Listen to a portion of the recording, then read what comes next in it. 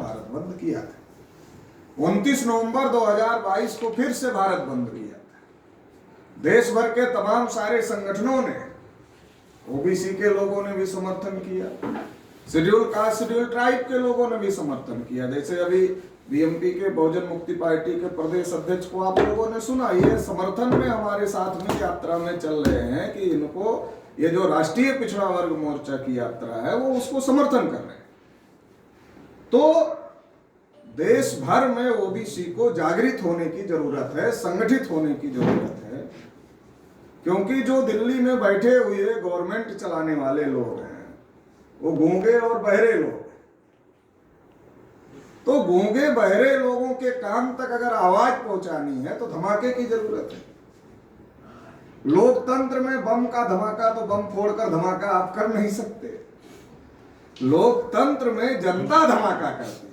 अगर बड़ा आंदोलन आपने किया, मान लो पूरा भारत 48 घंटे के लिए बंद कर दिया, सारे रोड बंद हो गए, सारी रेल बंद हो गई, सारी दुकानें बंद हो गई, सारी मार्केट बंद हो गई,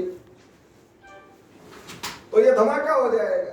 अगर ओबीसी के लोग चाहे तो ऐसा हो सकता है, अगर ओबीसी के लोग करना चाहे तो ऐसा हो सकता है, अगर ओबीसी में चेतना आ जाए, जागृति आ जाए तो ऐसा हो सकता है कि 48 घंटे हम लोग देश को चलने नहीं देंगे जब तक हमारी जनगणना का फैसला नहीं हो जाएगा। तो 48 घंटे के अंदर आपकी जनगणना का फैसला हो जाएगा। मगर इसको करने के लिए लोगों को जागृत करना पड़ेगा, लोगों को संगठित करना पड़ेगा, फिर ऐसा हो सकता है। तो ये जागृत और संगठित करने के लिए ही हम लोग ये यात्रा चलाने का काम कर रहे हैं। गांव खेड़े में जाकर लोगों को समझाने का काम कर रहे हैं, बताने का काम कर रहे हैं कि देश में जानवरों की गिनती होती है, हमारी नहीं,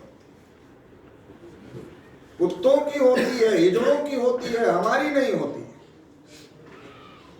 कुछ ओबीसी के लोगों को लग रहा होगा इतना भी बोलने की क्या जरूरत है, ऐसे भी कह सकते हैं कि हमारी नहीं होती है ओबीसी की, जब उसके साथ बता रहे कुत्ते की नहीं होती है, हिजड़े की नहीं होती है, जानवरों की होती है, तो बता रहा। तो कुछ लोगों को ऐसा लग सकता है, कुछ लोग मुझे कहते भी हैं इतना क्यों बोलते हैं कि जानवरों की होती है, हिजड़ों की होती है, कुत्तों की होती है, हमारी नहीं होती। तो जो सोया हुआ आदमी है या जो सोने का नाटक कर रहा है, अगर उसको जगाना है तो फिर क्या करना पड़ेगा? झटका देना पड़ेगा ना। 440 वोल्ट का करंट लगाएंगे तो उठ के बैठ जाएगा तुरंत। तो जब कहते हैं जानवरों की होती है, कुत्तों की होती है, हिजड़ों की होती है, ओबीसी की नहीं होती, तो कितने वोल्ट का करंट लगता है? 440 वोल्ट का करंट लगता है।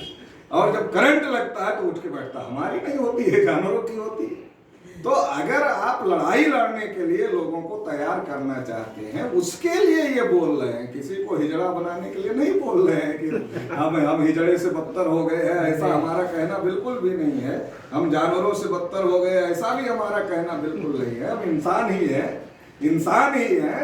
ये कहने के पीछे का मकसद है कि लोगों को झकझोरा जाए ताकि लोग अपनी लड़ाई के लिए सामने आए और अपनी लड़ाई लड़ने का काम करें, इसलिए ये बात हम लोग कह रहे हैं। दूसरी महत्वपूर्ण बात कि जाति आधारित जनगणना होगी तो क्या फायदा होगा, नहीं हो रही है तो क्या नुकसान हो रहा है, ये महत्वपूर्ण बात जानना जरूरी है। अभी पंचायतों में ओबीसी का रिजर्वेशन महाराष्ट्र में खत्म हुआ, उत्तर प्रदेश में भी खत्म हुआ। 9 जनवरी को हम लोगों ने उत्तर प्रदेश बंद किया था इस मुद्दे को लेकर।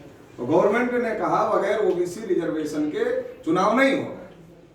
मगर सवाल यह है कि जो प्रणाली अपनाई जा रही है ओबीसी रिजर्वेशन देने के लिए, वो आयोग बनाया जा रहा है, आयोग सर्वे करके रिपोर्ट दे रहा है।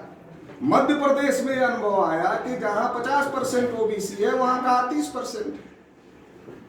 तो वो जो पंचायत चुनाव में जो रिजर्वेशन है हम लोगों का, वो रिजर्वेशन कम हो गया। तो ये तो धोखाधड़ी करने का मामला है ओबीसी के साथ। तुम कह रहे हो रिजर्वेशन दे भी रहे, तुम्हारा ही आयोग है वो संख्या कम बता रहा है, तो रिजर्वेशन में सीटें कम हो जा रही।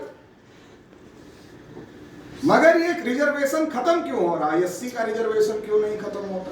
एसटी का रिजर्वेशन क्यों नहीं खत्म होता? सुनिए पूरी बात सुनिए। एससी का